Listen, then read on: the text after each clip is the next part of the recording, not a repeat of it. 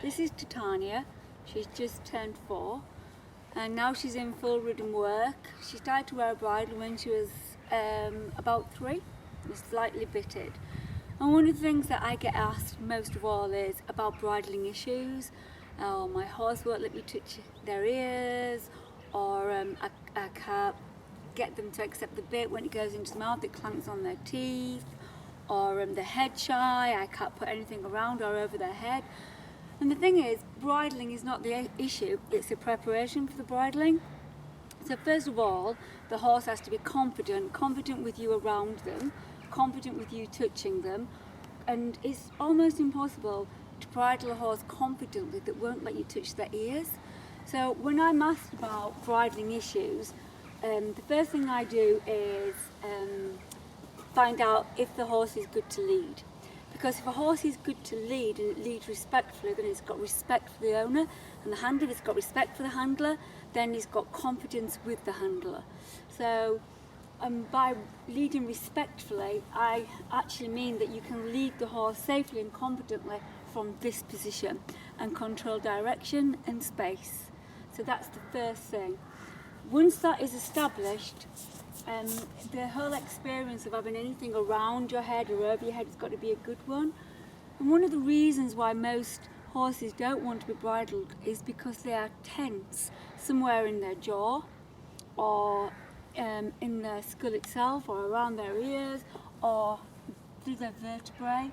And if I just show you, look, if I can make a little indentation in her like that in her skin, there's no reflex, no pain reflex there, no pain reflex here, there's no pain in this little girl, okay? She's very confident for me to touch her right in here, in between the atlas, the wings of the atlas and her skeleton.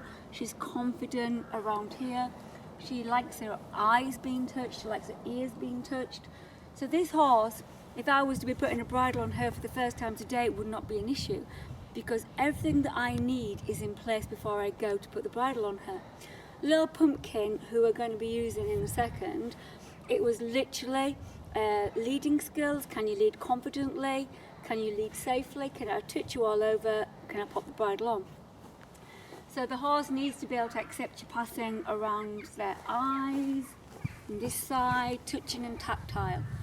The horse needs you to be able to lower their head and neck, and then from steady pressure just bring it up again. So I'm not talking about the horse dropping away from the touch and evading my touch.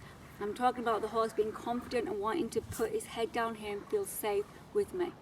If you've got a bridling issue, I can explain and give you little tips on how to build confidence, release pressure, release tension in any of these structures, in any of these areas. A horse that's got pain in these areas is not going to be confident to be bridled. One of the nicest things to do, and it's a really lovely thing to do with a horse, is play with their mouth like this. Big acupuncture release point right in here, okay? And she'll push into that. Girl. Good girl. I want her to be nice and confident with me touching her mouth, touching her tongue. Okay? Little things like this with a baby horse or a horse who is in rehabilitation for bridling. These things are really important, that's not a weird experience, something going in there. Okay, playing with that. She actually likes you to rub her gums quite hard. Oh, see? Good girl. Excellent. So by the time it comes to a bridling session, she's nice and relaxed. Yawning's a lovely sign of relaxation. Good girl. So being able to just check her out, that she can take things over her head, anything touching those ears, all a good experience. Perfect. So taking the bridle,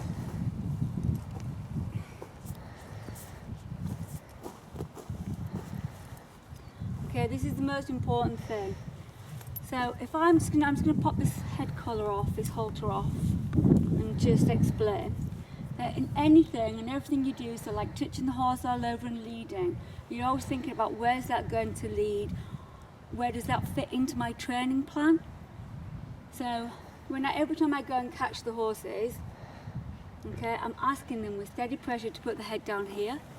Take the halter, put it underneath here. A little bit of steady pressure, put your head down here.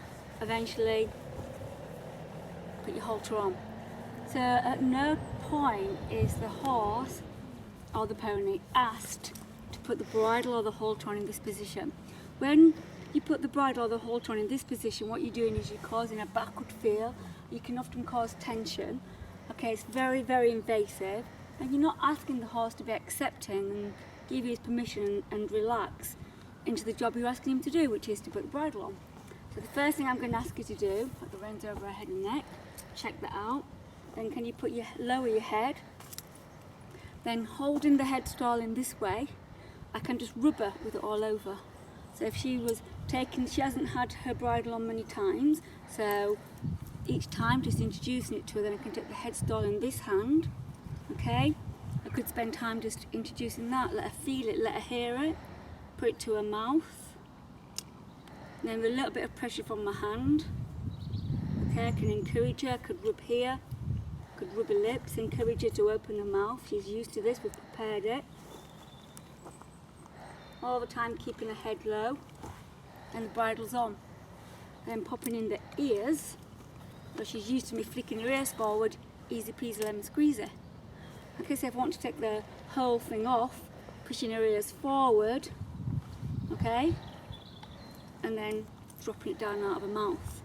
So most horses, when they get that experience and they throw their head up, their bit clanks against the teeth, they don't like it. But this way of always approaching the horse, so even if you want to put the halter on her, okay, the friendly hug, nice pressure, halter on, then the bridle is exactly the same experience, and I've prepared her for putting something in her mouth, and I've prepared her for putting something over her ears, and I've checked she's confident and relaxed with me, so this is not an issue. Hold the headstall, put it to her lips. Eventually this little mare will learn just to, oh there you go, there you go, the cue. Will eventually learn to open her mouth herself, to take it and wait for that little thing there. Here presto. Easy, problem-free bridling.